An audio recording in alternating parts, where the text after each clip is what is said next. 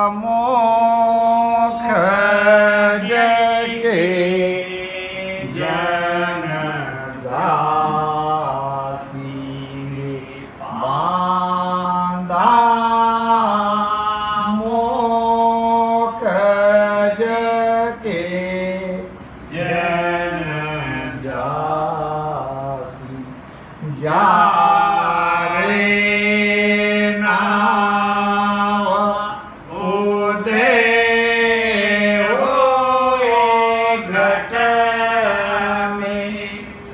जा रे नाव उदय हो घट में मोर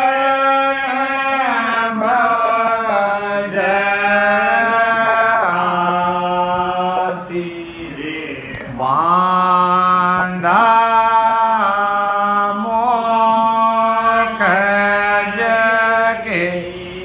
जन दासी बांधा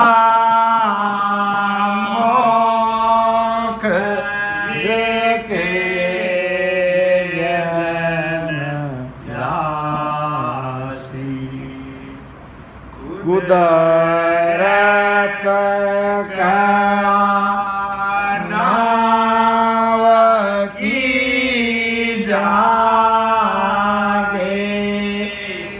कुदरत कला नाव की जागे ने आंचर तन माई केवल बीज आसला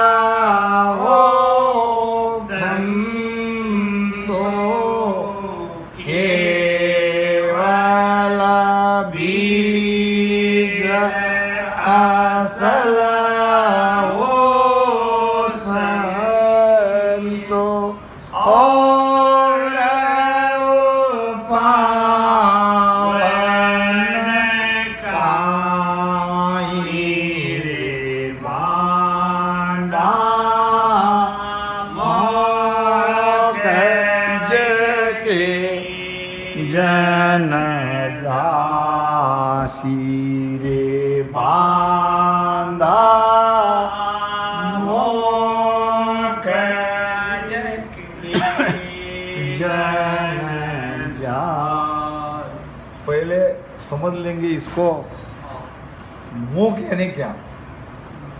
मोक्ष यानी मोक्ष। अब मोक्ष यानी क्या? मोक्ष यानी बंधन से मुक्त। बंधन में कौन है? मन। तो हम तो मन नहीं है। मन कहाँ बंधन में? अभी आप यहाँ बैठे हो, मन स्वतंत्र है सोच विचार करने के लिए। मन बंधन में नहीं है। बंधन में है जीव।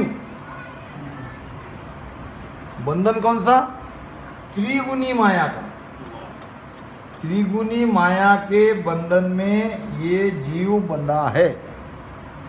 कबीर साहब कहते हैं भव बंधन से बंध गया एक बिचारा जीव।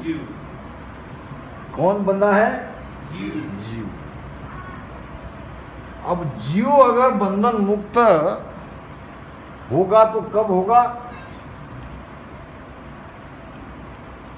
कुदरत कला नियंचर जागृत होना चाहिए। बांधा मोक जके जन जासी जारे नाव उदय हुए घुट में। नाम क्या? ये नाम कोई 52 अक्षर का नहीं है। ये नाम है कुदरत कला नियंचर। जारे नाव उदय हुए घट में। उदय यानी प्रकट। ये प्रकटता है, ये बाहर से आता है। सो बाहर सो घट में आवे और घट में हुई, ये बाहर से आता है। बाहर से कहाँ से आता है? ये शरीरधारी सदगुरु के आता है, माध्यम से आता है, और शरीरधारी सदगुरु बाहर है, ये हम है, ये शरीरधारी सदगुरु है। अब यहाँ अगर नियंचर आएगा तो इनके माध्यम से ही आएगा। अब इनके माध्यम से कब आएगा? ये समर्पित होना चाहिए और इनके पास नियंचर चाहिए। अगर ये खाली है, आप कितने भी समर्पित हो, वो नियंचर नहीं आएगा। बांधा मोक जके जन जासी, जारे नाम उदय वो घट में बोहरन भवजल आसी। ये पक्की बात हो गई। नाम जगने के बाद भव सागर में वो नहीं आएगा। वो कहाँ जाएगा? मोक्ष में। वो जीव बंधन से मुक्त हो जाएगा जीते जी। मोक्ष जीते जी चाहिए। मरने के बाद किसने देखा? या वहां से कोई चिट्ठी पत्र नहीं आएगा कि हम मोक्ष में है। वो कहते हैं, आपने कथा सुनी होगी, बीरबल के ऊपर बाकी सभी दरबारी या उनके बराबरी के जो लोग हैं वो जलते थे।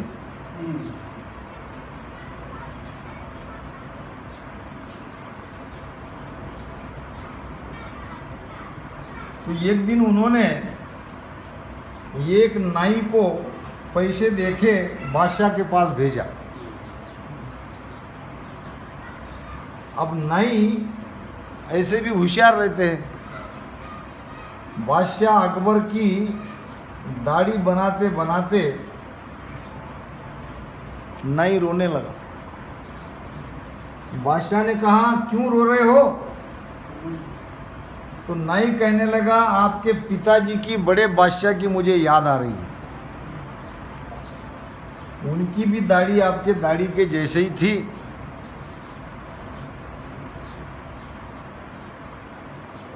तो कोई उपाय है क्या? मेरे पिताजी कैसे हैं अभी? उस जन्म में, जन्नत में जहाँ होंगे, जन्नत कहते हैं स्वर्ग को, उस जन्नत में वो कैसे है, इसकी खोज खबर लाने वाला चाहिए। तो नाई ने कहा, बीरबल है। बीरबल सभी कामों में होशियार है, तो ये काम बीरबल के सिवाय कोई कर नहीं सकता। इतना ही बादशाह के मन में डालना था, जो काम नाई ने पूरा कर दिया। दूसरे दिन दरबार में बादशाह ने अकबर को कहा, अकबर मेरे पिताजी की खोज खबर लाओ। दुष्टान किस पे है ये ध्यान रखना, नहीं तो दुष्टान में चले जाएंगे। अब आदेश मिल गया, नहीं तो कहने का कोई कारण ही नहीं। अब फिर चिता रची गई। अब बीरबल ने समझ लिया ये कोई बहुत बड़ा मेरे साथ षड्यंत्र है और इसमें बड़े बड़े लोग हैं, ये सब मुझे मार डालना चाहते हैं। बीरबल ने बादशाह को ठीक है करके 8 दिन का समय लिया और 8 दिन में जहां उसको जलाया जाएगा उसके नीचे से ही एक सुरुंग तैयार की और वो सुरुंग अपने घर तक। अब सब लोग खुश थे। अब बीरबल का कांटा निकल गया। अब दोबारा बादशाह हमेशा उसकी ही तारीफ करते थे। ये सब मुसलमान जो थे, उनके हकीम, उनके दीवान सब जलते थे। तो चिता में लिटा के उसको आग लगा दी और वो बीरबल सीधा घर पे आ गया और कहा कि 1 महीने के बाद मैं आऊँगा समाचार लेके। 1 महीने तक घर पे रहा और आ गया बादशाह के दरबार में। अब उसको देख के लोग भूत भूत कहने लगे। अब जिसको जलाया सबके सामने, वो जिंदा होके आएगा तो भूत ही तो कहेंगे। उसने कहा मैं भूत नहीं हूं, मैं अकबर हूं, मैं बादशाह सलामत की पूरी खबर लेके आया हूं। अकबर ने कहा बोलो बोलो, मेरे पिताजी कैसे? बहुत अच्छे हैं, पूरी व्यवस्था वहां है, जन्नत में है, केवल एक बात की थोड़ी कमी है। तो बोलो बोलो, आप लेके क्या कमी है? तो बादशाह की दाढ़ी बहुत बढ़ रही है, बादशाह की, और वहां चाहिए नाई। अरे कहाँ गया वो, बुलाओ नाई को। अब नाई घबरा गया, नाई ने अकबर के पैर पड़े, मुझे लोगों ने आपके बारे में कहने को कहा, पैसा दिया, अब आप तो बच गए, मगर अब मैं कैसे बचूं?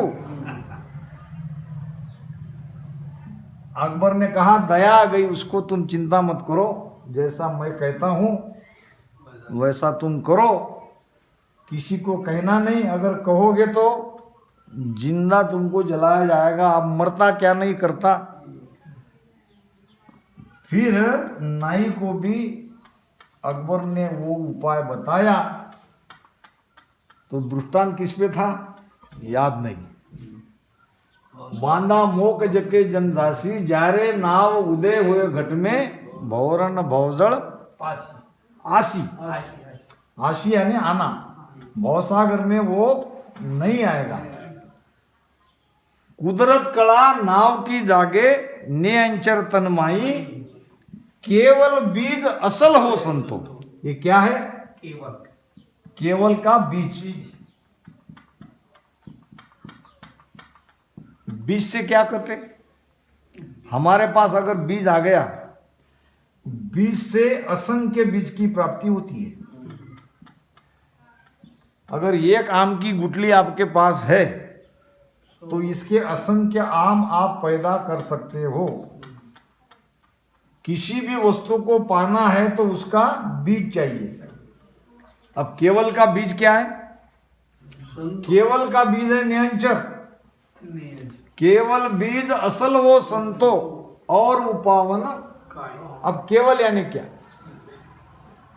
केवल पद कहते हैं योग में चित्त वृत्ति निरोध, जहां चित्त की वृत्ति थम जाती है, निरोध होता है, उस पद को कहते हैं केवल पद। चित्त की दो वृत्तियां हैं, चित्त की दो वृत्तियां है, एक है संसार का सुख लेना जो ले रहे हैं, और दूसरा है परमात्मा में मिलना। यानी चित्त दो जगह लग सकता है अगर लगाना चाहे तो। अगर इस रास्ते से नहीं गए तो वो चित्त में संसार ही रहेगा। चित्त में क्या रहते हैं? चित्त में कई जन्म के कर्म के संस्कार, वो हम कहते ना, क्या कहते हैं? खातो धर्मराय को सौंप्यो, हिसाब हुआ पिसतासी, मूल माय मिन का देह हारी, ब्याज माय दुख पासी। ये खाता कौन लिखता है? ये कर्म का हिसाब कौन लिखता है? कर्म का हिसाब लिखता है चित्त। चित्त में रहते हैं सब संस्कार। जब यही चित्त अगर भजन में लग जाए तो संसार से विमुख होकर वो परमात्मा तक जा सकता है। जब चित्त वृत्ति का निरोध हो जाएगा, वो वृत्ति थम जाएगी, तब जाएंगे केवल पद में, और इसके बाद आएगा आनंद पद। केवल पद आनंद पद इसलिए हम जोड़े से कहते हैं। यहां आनंद नहीं आएगा, चित्त वृत्ति का निरोध हो जाएगा, और यहां आएगा आनंद। यहां जाने पर दोबारा वापस जन्म नहीं होगा। तो महाराज कहते हैं केवल बीज असल वो संतो और उपावन, दूसरा उपाय नहीं है। केवल का बीज ही नियंचर है। अगर नियंचर आपके घट में जागृत हो गया तो आप दोबारा भवसागर में नहीं आओगे, एक जन्म में नहीं तो दूसरे। जात जात आनंद पद पासी, आगे पीछे सोई, मिन का देह बिन और देह ना, ओ हंस धरे न कोई। देखो अभी यहां अगर नियंचर जगह है, नियंचर के साथ में केवल सुरती नहीं, प्राण को ले जाना है। ये बात कोई कह नहीं रहा है, आगे कहेंगे, आज नहीं कह रहे तो कल कहेंगे। नियंचर के साथ केवल सुरती नहीं जा रही है, मन भी जा रहा है, चित्त भी जा रहा है, तो प्राण को तो ले जाना ही ले जाना है।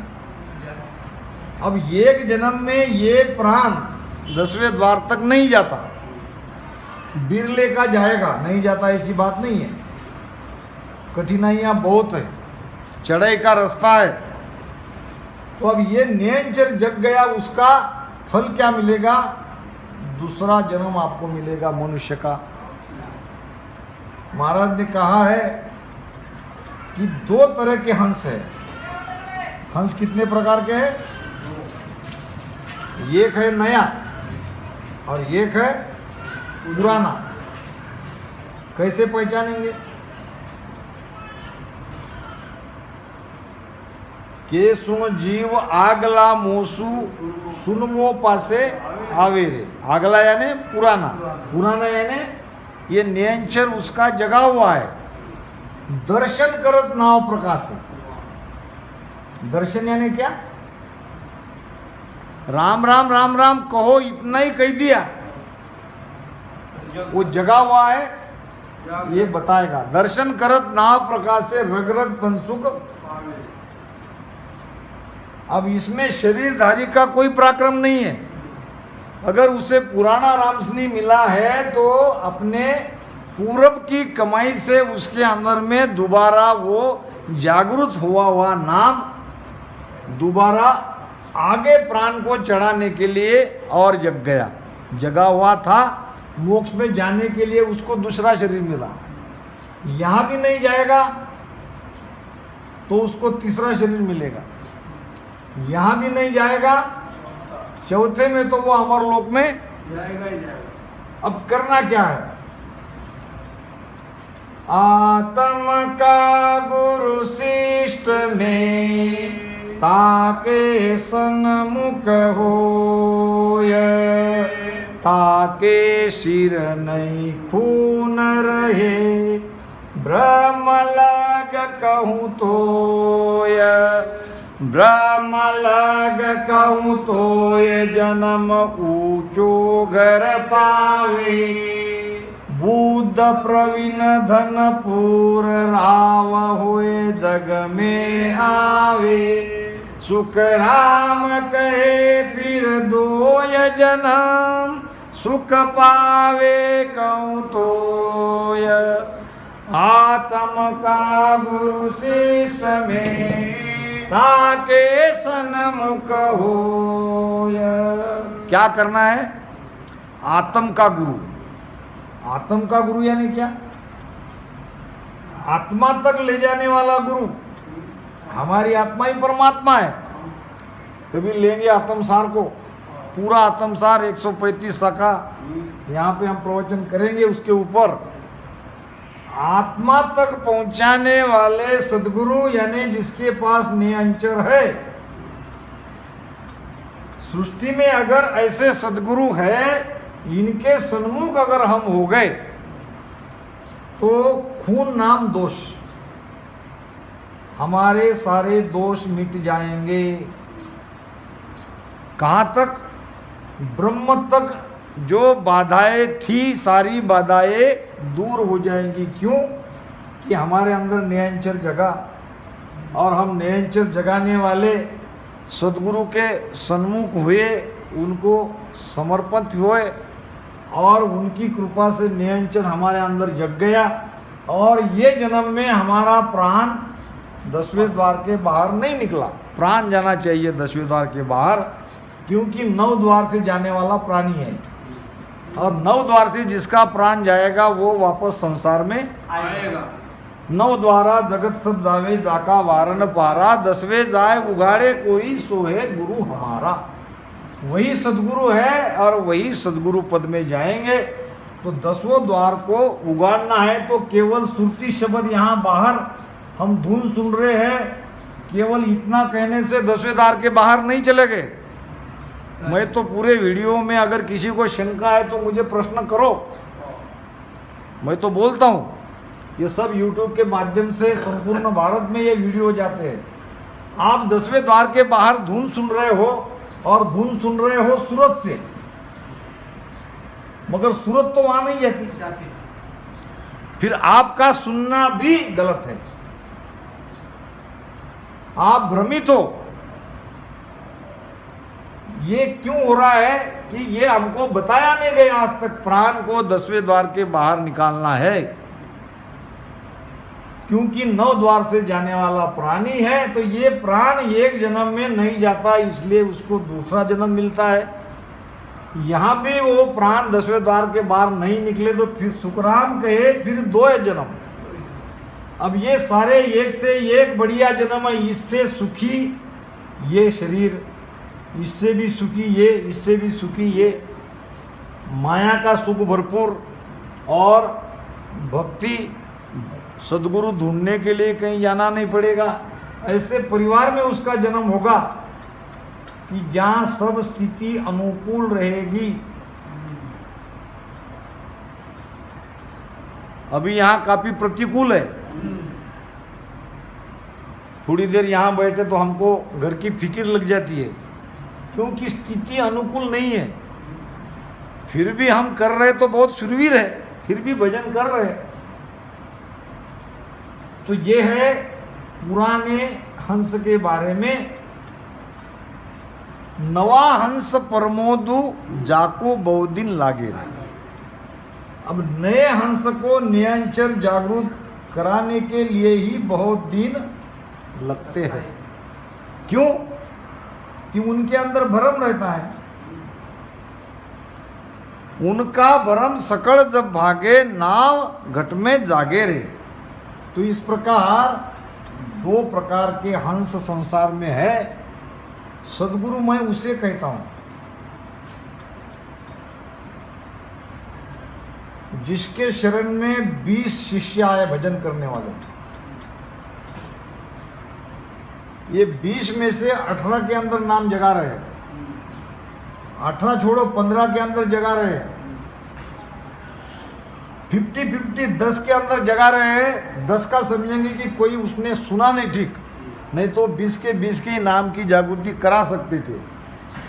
50 का मामला भी हुआ तो यह है सदगुरु। अगर 1 या 2 जागृत हो रहे हैं वो तो पुराना हंस है। वो आपका कहाँ, उसमें कोई ताकत नहीं लगी, कोई आपकी सत्ता नहीं लगी। वो तो उनके बल से, उनके पुराने भक्ति के बल से, योगा योग से आपके शरण में आ गया, उसके अंदर नाम की जागृति हुई। इसमें आपका कुछ नहीं है। और सदगुरु को, सदगुरु का है ही नहीं कुछ। ये तो सब महाराज का ज्ञान है। ये क्या है? महाराज का ज्ञान है, हमारा थोड़ी ज्ञान है। ये वेद हमारा थोड़ी है। सास उसास में राम राम प्रेम से भजन कराना, ये तो महाराज का वेद हम बता रहे। महाराज के हम नौकर हैं। मैं सतगुरु का खासा चाकर, सनद दिविया मोई। क्या कह रहे महाराज? सदगुरु का यानी परमात्मा का मैं खास चाकर हूँ और उसने मुझे ये नौकरी दी है, ये सनद दी है कि जाके तुम जीव को जागरूक करो, जीव को जगाओ, जीव को मोक्ष में भेजो। तो ये बात को समझना पड़ेगा। सबसे महत्वपूर्ण है कि प्राण को रीढ़ की हड्डी के भीतर से, एक दूसरी बात कहता हूँ, जो बंद लगते हैं, ये बंद लगते हैं प्राण को। बंद किसको लगते हैं? अगर प्राण ऊपर चढ़ा रहा है तो बंद लगेगा। दो बंद अपने आप लगते हैं, उत्तानपाद बंद और त्राटक बंद। उत्तानपाद बंद में गर्दन झुक जाती है और त्राटक बंद में आँखें लाल हो जाती है, ऊपर में खिंचाव आता है और शरीर में बहुत ऊर्जा जमा होती है। महाराज कहते हैं कि भीजे रूम पसीनो छूटे, लालच कवे गोसा, ऐसा तेज अमल कुमारी। अमल किया हुए रोसा, नशा किया हुआ। नशे में जो गांजा की नशा करते हैं, चरस की नशा करते हैं, उनकी आंखें लाल होती है। और ऐसे ही आंखें हमारी त्रिकुटी में त्राटक बंद लगने से लाल होती है। तो ये बंद लगते हैं प्राण को। शब्द अटकता नहीं है। बहुत लोग कहते हैं शब्द अटकता है। शब्द कैसे अटके? शब्द अगर अटकेगा तो वो शब्द नहीं है, क्योंकि महाराज तो कहा है के सुखराम शब्द जोरावर। शब्द क्या है? ताकतवर है। ये कैसे अटकेगा? और प्रमाण भी आया वाणी में, अटके नहीं बीचे किसहु से, ना कोई आड़ो आवे, माया ब्रह्म सकल सोई धूजे, सब कोई दर्शन चावे। महाराज ने तो खुला कहा सत शब्द के बारे में, अटके नहीं बीचे किसी हूं से। एक अटकता नहीं। फिर वो जो हरदस है महाराज का, अटक रहे हो रे साधु, अटक रहे हो रे कोई मुझे मेर लगाओ। अब वहां कहते कि शब्द अटक गया। कैसे अटकेगा? अटकता नहीं। और दूसरी बात, कोई आड़े आता नहीं। और आड़े आने वाले कौन है? माया ब्रह्म। यही तो आड़े आएंगे, कोशिश करेंगे। यम के दूत और देवता के दूत डुबाने की कोशिश करते हैं, यानी आगे नहीं जाए इसलिए डुबाते हैं। फिर भी जब देखते हैं कि ये मुझसे रुकने वाले नहीं है तो रास्ता दे देते हैं। अब उसके आड़े कौन आएगा?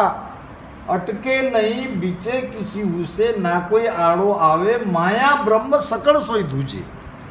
अब ये सब धूज रहे हैं। अब यही तो ऐसे संत के दर्शन की चाहना करते हैं। माया ब्रह्म सकल सोई धूजे, सब कोई दर्शन चावे। तो दो बातें यहाँ समझ लो, बहुत जरूरी है। प्राण 10वें द्वार के बाहर निकलना चाहिए, एक। और दूसरा, बंद प्राण को लगता है। बंद के बारे में स्पेशल हम यहाँ पे सत्संग में समझाएंगे। बंद क्या है, बंद कितने हैं, कितने बंद हमें लगते हैं, कितने बंद का हमको भक्ति में भजन में उसका आधार लेना है। ये सब जब बंद का विषय आएगा तब हम समझाएंगे बंद क्यों लगाना पड़ता है और बंद से कैसे प्राण ऊर्जा हम कर क्या रहे। एक बहुत महत्वपूर्ण बात याद आ गई। घटप्रजा में महाराज कहते हैं प्राण का पांव कहाँ है? प्राण का पांव। अब प्राण का भी पांव रहता, अब प्राण को ले जाएंगे ना तो आधार क्या है? पांव यानी आधार। और प्राण कहाँ रहता है? प्राण का स्थान। और ये बहुत जरूरी है। प्राण को पांव पर मोद निज ज्ञान है, अरद उरद बीच रहत सोई। कहाँ रहता है प्राण? अरद और उरद के बीच में। अरद और उरद के बीच में ये प्राण रहता है। और उसका पांव है निज ज्ञान। निज यानी स्वयं, स्वयं यानी आत्मा। हम आत्मा ही तो है, हम शरीर नहीं है, हम मन नहीं है, हम आत्मा है। आत्मा के तरफ ले जाने वाला ज्ञान है निज ज्ञान। निज ज्ञान अगर कोई उसे बताएगा यही प्राण का पांव है, यही प्राण का पैर है। अब रहता कहाँ है? अरद उरद में। अरद यानी नीचे, उरद यानी दूसरा अर्थ होता है इसका। अरद यानी पिंड और उरद यानी ब्रह्मांड। अब जो कोई, इसीलिए मैं भजन में कहता हूं कि गहरी श्वास से भीतर लो। श्वास क्या है? जो बाहर से भीतर जाती है वो श्वास, वो प्राणवायु। और उश्वास क्या है? जो भीतर से बाहर जाती है वो कर्बाम्ल वायु यानी उश्वास। तो श्वास को पहले, श्वास भरी हुई है इसको छोड़ो, पहले इसको। अब ये नाड़ी शोधन प्राणायाम अगर करोगे तो बड़ी आसानी से आप प्राण को रीढ़ की हड्डी के भीतर से चढ़ा सकोगे, अगर नियंचर जगा हुआ है तो। अब नियंचर नहीं जगा है तो उसके लिए भी ये ईड़ा पिंगड़ा से ही तो सुक्मणा को खोलना है। अब नियंचर जागना यानी क्या? नियंचर जागना यानी कुंडलिनी जागृत करना, कोई दूसरा नहीं है नियंचर।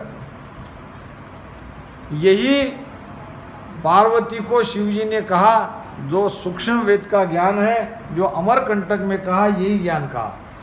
कुंडलिनी जगते ही शरीर धूसता है, नियंचर जगते ही शरीर धूसता है। कभी मैं दोनों का समानता क्या है ये पूरा आपको समझा दूंगा। कुंडलिनी जागृत होती है उसके लक्षण और नियंचर जागृत होती है उसके लक्षण समान है। ये योग की भाषा है, ये भक्ति की भाषा है। योग में उसको कुंडलिनी नागिन जागृत करना कहते हैं, ये नियंचर महाराज ने भक्ति की भाषा में कहा है। अब इसको कहा है शेषनाग। शेषनाग, जा शेषनाग घर जाग्या हो, वहाँ एक मास दिन लाग्या। क्यों लगा एक मास? ये खोलने के लिए, नियंचर पलटने के लिए समय लगता है, और हम तो वहाँ थोड़ी देर सुरती लगाते आगे निकल जाते हैं। भेद जब तक हमें कोई बताने वाला नहीं होगा ये ध्यान नहीं कर सकते। ये पीछम का रास्ता है, ये उलट का रास्ता है, ये बड़ा कठिन है।